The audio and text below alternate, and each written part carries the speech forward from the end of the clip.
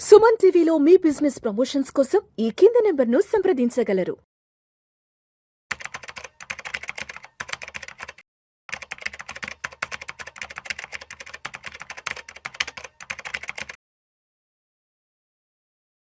నమస్తే, welcome to Suman TV. నేను విష్ణు. 2025వ సంవత్సరం పూర్తయిపోయింది. 2026 కొత్త సంవత్సరంలోకి అడుగు పెట్టబోతున్నాం.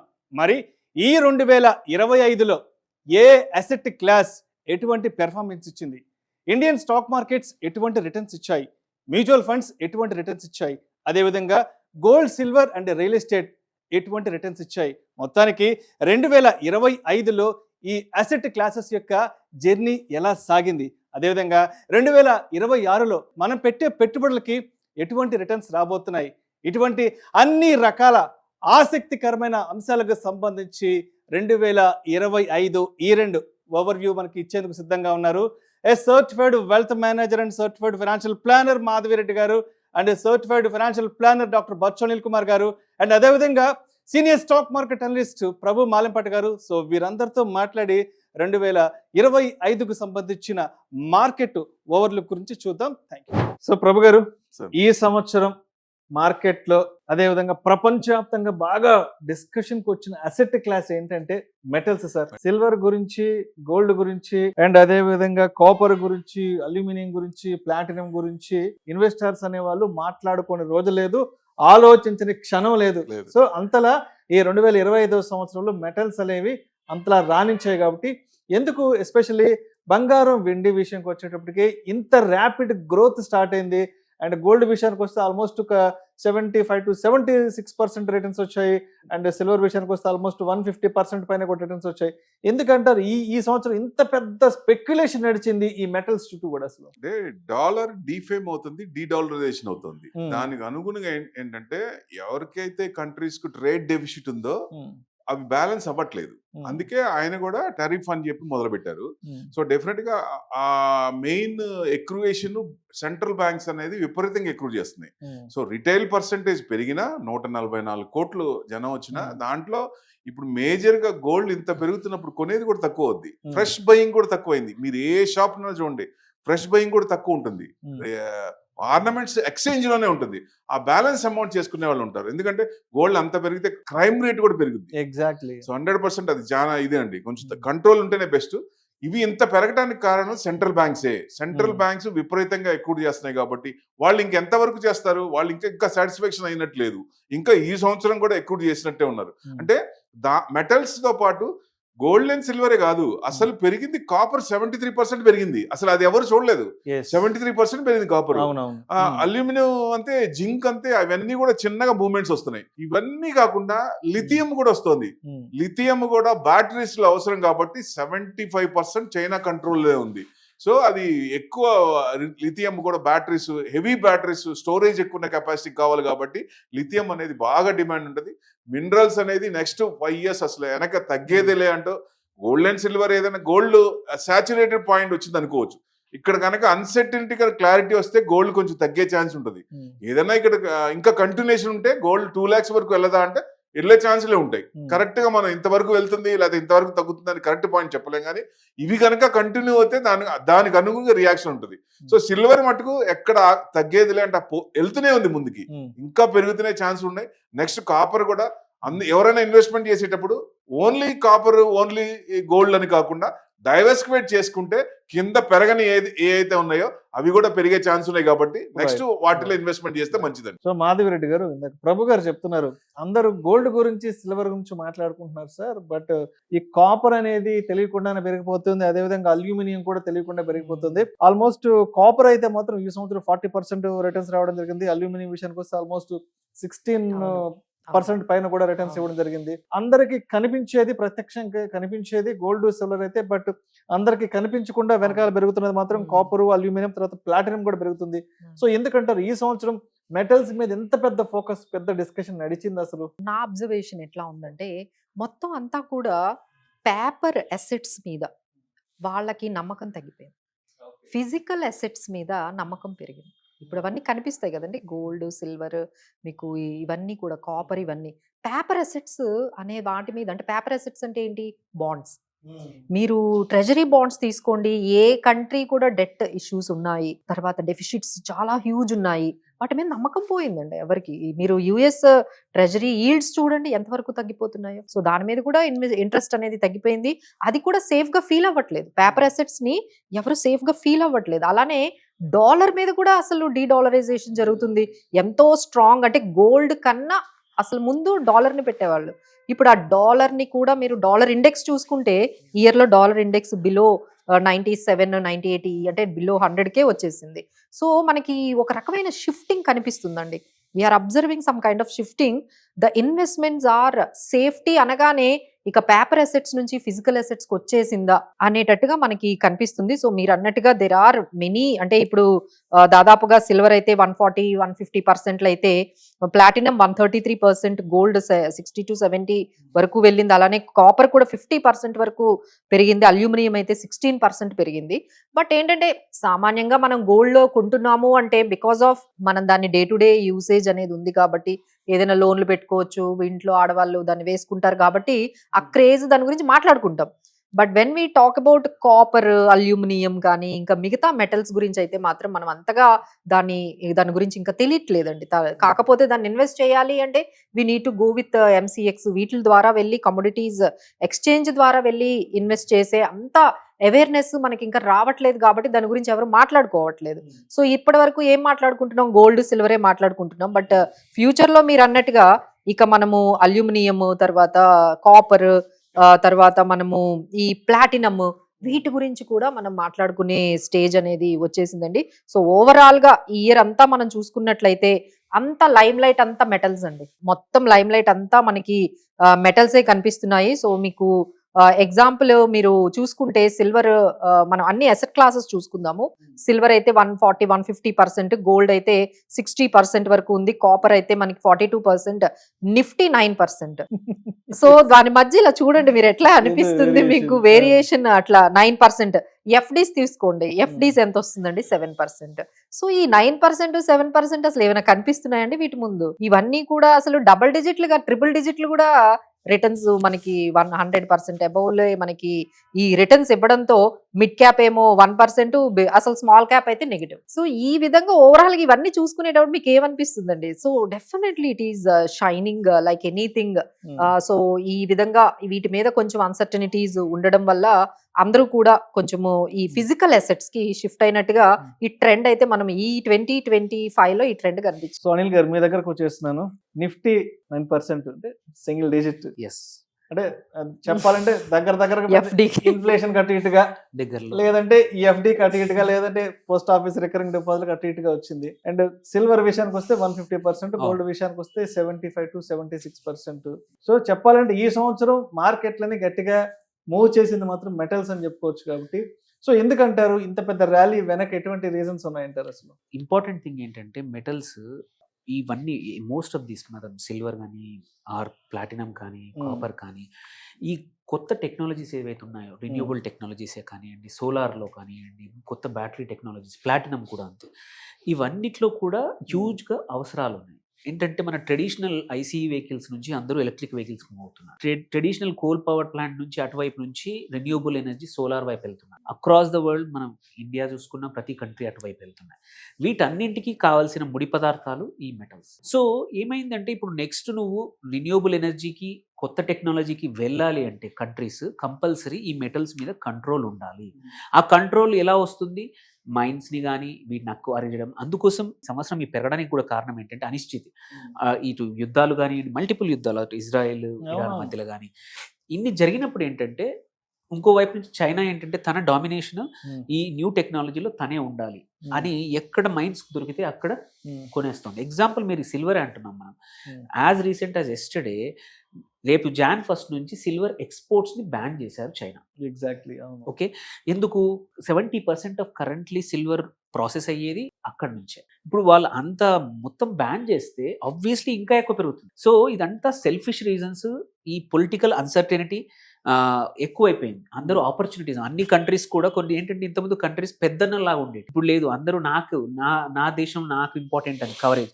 సో దానివల్ల రీసెంట్ నిన్న మొన్న వెనిజులా చూసాం. సో యుఎస్ అక్కడ కూడా ఆయిల్ ఉంది, అక్కడ ఇటు మన పాకిస్తాన్ లో లిథియం కనబడిందో లేకపోతే వేరే మెటల్స్ కనబడ్డాయని చెప్పి అక్కడికి కానీ సో రేర్ ఎర్త్ మెటల్స్ అని. సో ఈ ఇయర్ ఇదంతా కూడా చూసుకుంటే రిజర్వ్ బ్యాంక్స్ సార్ చెప్పినట్టు డీడాలరైజేషన్ అవన్నిటితో పాటు ప్రభుత్వాలు అనేటివి సెల్ఫిష్ అయిపోయాయి. మాకే రిసోర్సెస్ అన్ని మాకే ఉండాలి అనేది మాత్రం ఎక్కువైపోయింది. దీనివల్ల ఈవెన్ ఇన్వెస్టర్స్ ఇంతవరకు దాన్ని పట్టించుకునేవాళ్ళు. మేడం చెప్పినట్టు ఓన్లీ గోల్డ్ అండ్ సిల్వరే తెలుసు అందరికి, బట్ మిగిలిన వాటిని పట్టించుకోలేదు. ఇప్పుడు కొత్తగా సెంట్రల్ బ్యాంకే కొంటున్నప్పుడు చాలా మంది ఫైనాన్షియల్గా కూడా ఇన్వెస్ట్ చేయడం ఈటీఎఫ్ల ద్వారా. మీరు ఇంతకుముందు లాస్ట్ 3 years బ్యాక్ ఈటీఎఫ్స్, ఇప్పుడు ఈటీఎఫ్స్ చూసుకుంటే ఇండియాలోనే కాదు across the world gold and silver multi metal ఇండెక్స్లు ఎన్నో రకాల ఈటీఎఫ్లు వచ్చాయి. ఏంటంటే ఇన్వెస్టర్స్ ఇంతకుముందు ఎక్స్పోజర్ తీసుకొని వాళ్ళు కూడా కొత్తగా వచ్చారు. సో అందుకోసమే సార్ చెప్పినట్టు ప్రైస్ పడిపోతుంది అంటే పడిపోదు, ఎందుకంటే చాలా మంది ఇన్వెస్టర్స్ ఆల్రెడీ వెయిటింగ్ లో ఉన్నారు. కొంచెం పడిపోయినా మళ్ళీ యాడ్ చేస్తారు ఈటీఎఫ్ ద్వారా. ఇట్ ఈస్ నాట్ అంటే ఒక సంవత్సరం ఇష్యూ అయితే కాదు, బట్ ఒక 1 or 2 ఇట్లాంటి సైకిల్స్ ఇంతకుముందు కూడా జరిగాయి మెటల్స్ ఎప్పుడైనా. సో యూజువల్ ఏంటంటే ఎనీవేర్ బిట్వీన్ 18 months నుంచి 36 months సైకిల్ ఇది ఉంటుంది. ఆ తర్వాత మెటల్స్ తగ్గిపోయి కమోడిటీస్ ఇంతకుముందు చూసాం, ఈ కమోడిటీస్ బదులు మెటల్స్ నుంచి రైస్, ఫుడ్ ప్రోడక్ట్స్ ఇంతకుముందు జరిగాయి. సో ప్రాబబ్లీ మళ్ళీ అట్లాంటి సైక్లికల్ నేచర్ వస్తుంది. ఇది అందరికీ బోర్ కొట్టేంత వరకు ఇన్బ్యాలెన్స్, ఎవరన్నా ఒకరు పెద్దన్నలాగా లేదు మనం ఫైట్ చేస్తే మనకే ఇబ్బందులు వస్తాయి అని వచ్చేంత వరకు మాత్రం ఇది ఇలాగే జరుగుతోంది. మెటల్స్ న్యూ ఏమంటారు కొత్త అసెట్స్ లాగా అయిపోయాయి.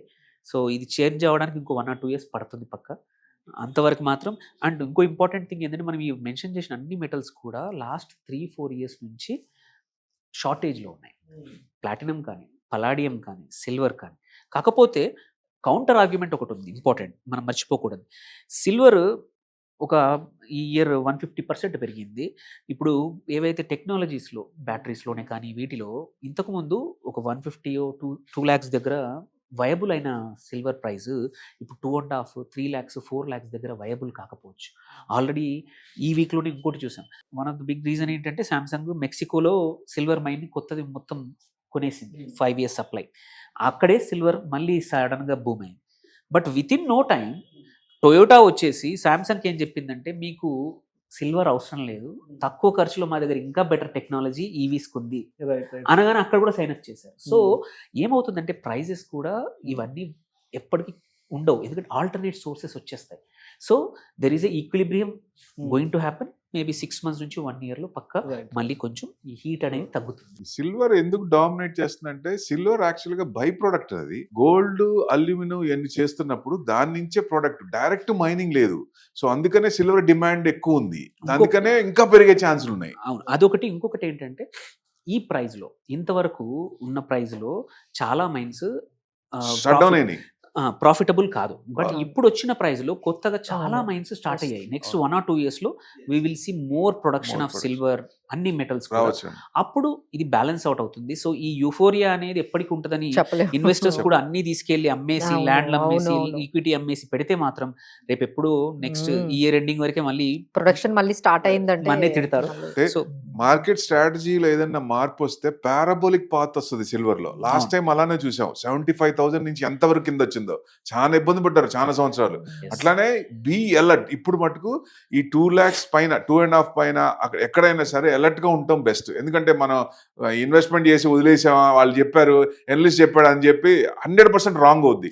ఏదన్నా మార్కెట్ స్ట్రాటజీలో ఏదన్నా మార్పులు చేర్పులు డౌట్ వస్తే దయచేసి ఎగ్జిట్ కండి. సో అంటే ఇప్పుడు ఇన్వెస్టర్స్ పాయింట్ ఆఫ్ వ్యూలో ఏంటనే చెప్పారు. బట్ ఒక్కసారి అంటే హౌస్ హోల్డ్ విషయానికి వస్తే ఇప్పుడు కామన్ మ్యాన్ అనే వాళ్ళు ఎలా ఉన్నారంటే బంగారం పెరుగుతుందా తగ్గుతుందా, లేదంటే 2026లో కొందామా, లేదంటే 2025లోనే కొనిపెట్టుకుందా అనే వాళ్ళకి కన్క్లూషన్గా ప్రభు గారు మీరేం చెప్తారు?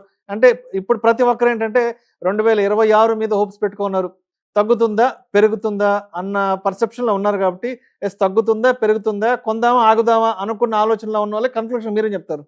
గోల్డ్ ఇన్వెస్ట్మెంట్ పరంగా గోల్డ్ చూడొద్దు ఎట్టి పరిస్థితుల్లో. అవసరార్థం వాడుకకి మనకి ఎంత కావాలో, ఫంక్షన్ ఉన్నా ఏదైనా ఉన్నా ఇమీడియట్ గా ఫస్ట్ ప్రీసియస్ మెటల్ లేడీస్ కి, మేడం కూడా ఫస్ట్ చూడండి ఫేస్ లోనే నవ్వు వస్తుంది గోల్డ్ అనగానే. అంతే సో సార్ డెఫినెట్ గా ఆడవాళ్ళకి ముందు ప్రియమైన మెటల్. సో డెఫినెట్ గా ఫస్ట్ ఏదన్నా ఉన్నా షార్టేజ్ ఉంటే ఆ గోల్డ్ కొని తర్వాత మిగతా పనుల మీద వెళ్తారు. సో గోల్డ్ మటుకు అంతవరకే చూడండి, ఇన్వెస్ట్మెంట్ పరంగా చూడొద్దు. ఇంత హెవీగా ఉంది కాబట్టి మళ్ళీ ఏదైనా చేంజెస్ వచ్చినప్పుడు కొంచెం తగ్గే ఛాన్స్ ఉంటుంది. సో ఇన్వెస్ట్మెంట్ పరంగా వద్దు. సిల్వర్ మటుకు ఇన్వెస్ట్మెంట్ పరంగా చేయొచ్చు. ఓన్లీ సిల్వర్ కాకుండా మెటల్స్ మేము కూడా ఉన్నామని వాళ్ళు కూడా పార్టిసిపేట్ చేస్తున్నారు. ఏది జింక్ కానీ అల్యూమినియం కానీ ఇట్లాంటివి. అట్లాంటివి కూడా కొంత మీ క్యాపిటల్ షేర్ చేసి ఇన్వెస్ట్మెంట్ చేయటం మంచిదండి. ఎందుకంటే 15 to 20% రావచ్చు, అంతకు మించి రాదు. ఏదైనా చేంజెస్ ఉన్నప్పుడు కొంచెం తగ్గే ఛాన్స్ ఉంటాయి కాబట్టి యూఫోరియా ఉంది కాబట్టి కొంచెం అలర్ట్ గా ఉంటే మంచిది అంటా నేను. సో మాధవరెడ్డి గారు ఇందాక సరే ప్రభు గారు కూడా ఒక మాట చెప్పారు, గోల్డ్ గోల్డ్ సిల్వర్ అనగానే డెఫినెట్లీ మాధవరెడ్డి గారి ముఖంలో చాలా సంతోషం వచ్చేస్తుంది. సరే, డెఫినెట్లీ ఇన్వెస్ట్మెంట్ పాయింట్ ఆఫ్ వ్యూలో, మార్కెట్ పాయింట్ ఆఫ్ వ్యూలో కాకుండా ఉమెన్ పర్స్పెక్టివ్ లో ఆర్నమెంట్ రూపంలో, జ్యువెలరీ రూపంలో కొనుక్కుందామన్న ఆలోచనలో ఉన్నవాళ్ళు, లేదంటే పెరుగుతుందా తగ్గుతుందా, నెక్స్ట్ ఇయర్ కొందామా లేదంటే కొనిపెట్టుకుందామా అన్న డైలమాల్లో ఉన్న లేడీస్ కి మీరేం చెప్తారు? సో ఇప్పుడైతే గోల్డ్ అయితే పాపం మా దగ్గర చాలా మంది చెప్తూ ఉంటారనమాట, మాధవి గోల్డ్ కొనలేకపోతున్నాంలే, సిల్వర్ లో మొదలు పెట్టుకుందాము, కనీసం దాన్నైనా చూసి ఆనందపడదాము, ఇంట్లో ఒక 2 kgs సిల్వర్ ఉందంటే చాలా ప్రౌడ్ గా ఉంటుంది, దీన్ని ఎలాగో మనం చేయలేకపోతున్నాము గోల్డ్. ఇప్పుడు సిల్వర్ అనుకోండి 1 kg అంటే మంచి ఆర్నమెంట్స్ వస్తాయి, సో ఒక 2 లక్షలు పెట్టుకుని, ఇది 2 లక్షలు పెడితే ఏమొస్తుంది సార్ గోల్డ్ లో, మాకేం రావట్లేదు 2 లక్షలు పెడుతుంటే, సో ఆర్నమెంట్స్ ఏమి రావట్లేదు అని చెప్పి సరే అని సిల్వర్ లో మొదలు పెడితే అది కూడా అట్లా పెరిగేటప్పటికి వీళ్ళందరూ కూడా అమ్మో ఇదేదో కొంచెం యుఫోరియా అనేది స్టార్ట్ అయింది అని చెప్పారండి. సో మేము అంటే యాజ్ అ ఫైనాన్షియల్ ప్లానర్ గా మేమేం చెప్తామంటే, stick to your asset allocation. Asset allocation అనేది మీరు ఒకటి ఫిక్స్ అవ్వాలి. ఎంత ఈక్విటీలో నేను 40% ఉంటాను, తర్వాత డెట్ లోని ఒక 20% ఉంటాను, మెటల్స్ అయిన గోల్డ్ కానీ సిల్వర్ కానీ ఒక 20%, లిక్విడ్ ఒక 10%, ఇలా మీరు ఒకటి ఫిక్స్ అవ్వాలండి. ఫిక్స్ అయిన తర్వాత దాని ప్రకారమే మనం వెళ్ళాలి. కానీ ఈ రోజు గోల్డ్ పెరిగింది కదా అని మొత్తం ఈ సంవత్సరం అంతా ఉన్న డబ్బులన్నీ అందులో పెట్టారనుకోండి, మళ్ళీ ఒక 2 years గోల్డ్ పెరగకపోతే, సో అది కరెక్ట్ అయ్యి అక్కడే ఉండిపోతే అది కూడా అంటే కరెక్ట్ అవ్వాల్సిన అవసరం లేదండి. అసలు పెరగకపోయినా మీకు ఫ్రస్ట్రేషన్ వస్తుంది, ఏంటి ఇలా మనం పెట్టిన దగ్గర నుంచి అది ఎందుకు పెరగట్లేదు అనేది వాళ్ళకి ఫ్రస్ట్రేషన్ వస్తుంది. సో అలా కాకుండా షుడ్ నాట్ చేజ్ చేయకండి. ఇంకా అయిపోయింది, రన్ అనేది అయిపోయింది, అది అన్ఎక్స్పెక్టెడ్ గా అంతా ఎవరు ఎక్స్పెక్ట్ చేయలేదు, సో అది రన్నర్ అప్ అయిపోయింది కాబట్టి సో దాన్ని చేజ్ చేయకండి. Stick to your asset allocation. ఎంత కావాలి, ఎంత పర్సంటేజ్, మనం 20-30% అనుకుంటే ఆ 20-30% మాత్రం అలొకేట్ చేయండి. ఇక లేడీస్ కంటే చాలా మిగతా ఆప్షన్స్ వైపు చూస్తున్నాం సార్. సిల్వర్ ఆర్నమెంట్స్ అని ఏదో కొంచెం వచ్చాయి. ఇప్పుడు ఆ సిల్వర్ ఆర్నమెంట్స్ వైపు కూడా అవి కూడా కాస్ట్లీ అయ్యాయి సార్ మాకు. So there is no respite on these. Gold shops కంటే ఇప్పుడు ప్రెసెంట్ సిల్వర్ షాప్స్ అనే నానుడు వస్తుంది. అవును, అంటే సిల్వర్ కోటెడ్ అండి, silver ornaments, Hyderabad Panjagutta silver ornaments, దగదగలు వైట్ దగదలు షోరూమ్స్ ఒకటి కూడా జరుగుతుంది ఏంటంటే, నాకు చాలా మంది గోల్డ్ హోల్సేలర్స్, మ్యానుఫ్యాక్చరర్స్ ఫ్రెండ్స్ ఉన్నారు. వాళ్ళు కూడా టెక్నాలజీని చేంజ్ చేసుకుని లైట్ వెయిట్ లో గోల్డ్ నగలు. సో ఎందుకంటే కస్టమర్ మైండ్ సెట్ కూడా మారిపోతా ఉంది. నేను 2 లక్షలు పెడితే ఏమి రావట్లేదు, 2 లక్షల్లో ఒకటి ఫస్ట్ క్యారెటేజ్ తగ్గించారు. ఇంతకుముందు 22, 18, ఈవెన్ 16, 14 దగ్గర కూడా తయారు చేస్తా ఉన్నారు చాలా మంది. ఆల్రెడీ వాళ్ళ యొక్క సప్లై చైన్స్ ఆప్టిమైజ్ చేసుకున్నారు. సెకండ్, లైట్ వెయిట్ హాలో చేసుకొని, అంటే చూడడానికి మాత్రం హెవీగా కనిపిస్తాయి, బట్ వెయిట్ లో మాత్రము తక్కువ ఉంటాయి. ఇలా అండి, అంటే మేము కూడా ఆల్టర్నేటివ్స్ కి వెళ్ళిపోతున్నాం సార్. మరి అది సిల్వర్ కానీ లేకపోతే ఎవరు చెప్పలేరు. బట్ ఏంటంటే మనం పెడుతున్న డబ్బులకి మనకు వస్తున్న నగ సైజ్ అనేది చూడడం అనేది హ్యూమన్ నేచర్. సో అది దానికోసం అయినా సరే వీళ్ళు ముందే, ఎందుకంటే కస్టమర్ తెలుసు గోల్డ్ పడిపోదని తెలుసు ప్రైస్ వాళ్ళకి. గోల్డ్ మనకన్నా జ్యువెలరీ ఎవరైతే 100 సంవత్సరాల నుంచి చేస్తా ఉన్నారో వాళ్ళకు పరిస్థితులు అర్థమయ్యాయి. అందుకోసమే వాళ్ళు మెంటల్లీ 100 సంవత్సరాలు 130 సంవత్సరాల నుంచి చేస్తున్న ఫ్రెండ్ తను లైట్ వెయిట్ వైపు వచ్చేసాడు.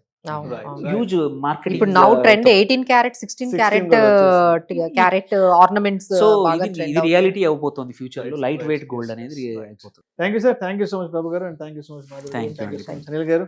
మొత్తానికి 2025లో మెటల్స్ ఎటువంటి ఏ విధంగా రానిచ్చాయి, అండ్ 2026లో కొనాలా వద్దా అనుకున్న వాళ్ళకి ఎటువంటి ఆలోచనలు చేయాలన్న దాని గురించి చాలా చక్కగా తెలియజేసి thank you so much sir. Thank you అండి. So special thanks to Vishnu గారండి. సో ఆయన ఇనిషియేటివ్ తీసుకున్నారు.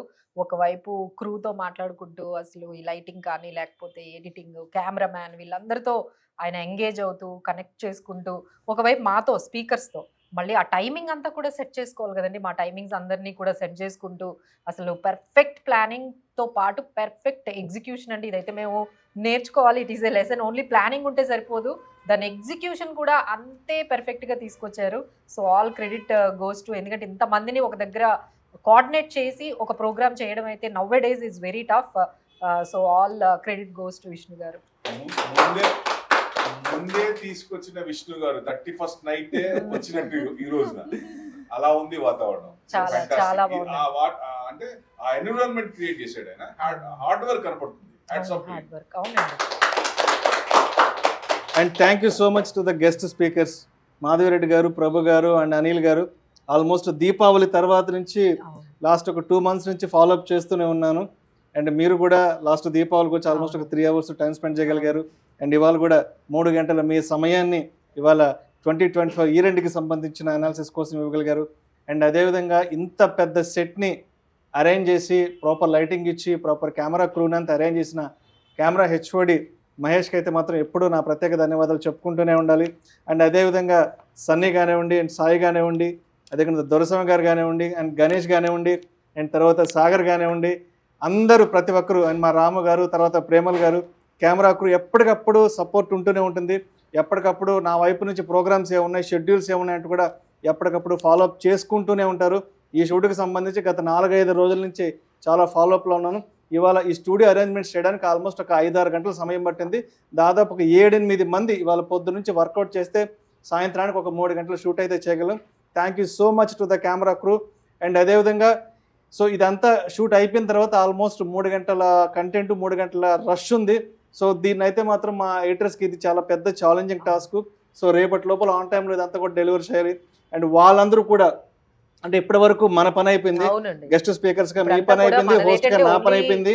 In front of the camera కనిపిస్తున్నాం అండి, బట్ బిహైండ్ ద కెమెరా వాళ్ళు చేసే అసలు హార్డ్ వర్క్ అయితే మాత్రము అసలు అప్రిషియబుల్ అండి. ఇంత బాగా ఈ ప్రోగ్రామ్ రావాలి అంటే ఇన్ ఫ్రంట్ ఆఫ్ కెమెరా మేమెంత మనము బెస్ట్ ఇచ్చామో వాళ్ళు ఇంతకు మించి బెస్ట్ అనేది ఇచ్చారండి. సో ఫస్ట్ వాళ్ళకే ఎక్కువ అప్లాడ్ అనేది వెళ్ళాలనుకుంటున్నాం. సో ఇక్కడ నుంచి ఈ 3 hours రష్ అయితే ఉందో రేపటి నుంచి దీన్ని పబ్లిక్ లోకి తీసుకురావడానికి ఎడిటర్స్ టీమ్ అయితే చాలా చాలా కష్టపడతారు. మా ఎడిటర్స్ టీమ్ అయితే శరత్ కానివ్వండి, అండ్ రోహిత్ కానివ్వండి, తర్వాత విజయ్ కానివ్వండి, తర్వాత రాజ్ కుమార్, పబ్బు కానివ్వండి. సో రేపటి నుంచి దీని మీద కూర్చొని మొత్తానికి వర్కౌట్ చేసి ఆన్ టైంలో ఆడియన్స్లోకి తీసుకురావడానికి వాళ్ళ వైపు నుంచి కూడా చాలా చాలా ఎఫర్ట్స్ పెట్టాల్సి వస్తుంది. ప్రతి ఒక్కరికి కూడా నా వైపు నుంచి నా ప్రత్యేక ధన్యవాదాలు తెలియజేసుకుంటున్నాను. సో అందరికీ ముందుగా happy new year 2026 from Suman TV. So మీ అందరికీ కూడా మా వైపు నుంచి కూడా మీ క్రూ అందరికీ కూడా happy new year in advance అండి. సో మీకు కూడా హ్యాపీ న్యూ ఇయర్ అండి. సో 2026 ఇంకా ఇంకా బాగుండాలని అందరినీ కూడా విష్ చేస్తున్నాం. అండ్ మరొకరు మర్చిపోయాం, మన ఆఫీస్ అసిస్టెంట్స్ కూడా దీనికి సంబంధించినటువంటి ఏర్పాట్లు చేశారు. గెస్ట్ స్పీకర్స్ వచ్చినప్పుడు సో మీకు కావాల్సిన కాఫీ టీ అరేంజ్మెంట్స్ కానీ, వాటర్ కానీ, ఈ కేక్ అరేంజ్మెంట్స్ కానీ, సో వాళ్ళు కూడా చాలా కష్టపడ్డారు. అండ్ వాళ్ళకు కూడా ఆఫీస్ అసిస్టెంట్ టీమ్స్ కూడా చాలా ప్రత్యేక ధన్యవాదాలు తెలియజేసుకుంటున్నాను. సో న్యూ ఇయర్ సెలబ్రేషన్ అయితే స్టార్ట్ చేసేద్దాం. Let's go.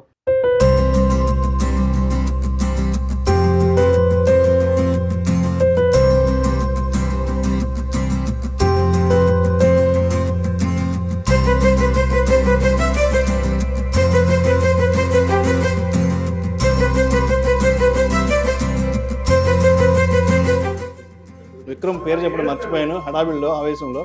సో విక్రమ్ కి special thanks. Okay, happy new year to Suman TV audience.